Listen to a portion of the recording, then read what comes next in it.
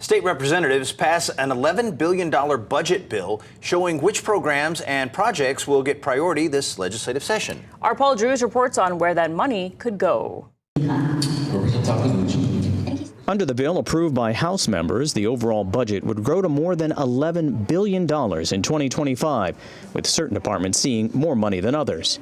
A third of the budget was for and the supplemental budget was for the Department of Education.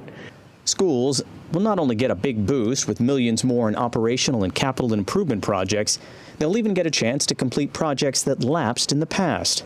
So the DOE had proposed hundreds of millions of dollars in lapses that affected communities throughout the state.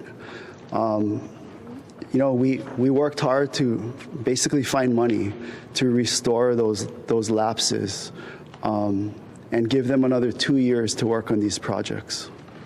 Affordable housing will also see $240 million in funding. Affordable housing is important, but one of the big numbers that is in there that the House added was the $150 million for Tier 2 funding for the rental housing revolving fund. That would help residents who are above 60% of the average median income get rental assistance. Housing is one of the issues, especially affecting residents on the Valley Isle. To help them recover from the Lahaina fires, House lawmakers took hundreds of millions of dollars from other programs and used leftover carryover cash from last year to come up with more than $1 billion for Maui's restoration.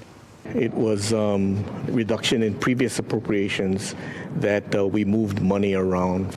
Lawmakers wanted to set aside enough money to cover all potential costs to programs to assist survivors of the August 8th tragedy, so funds wouldn't have to be appropriated and transferred later, or in case the state has to cover costs until federal funds kick in.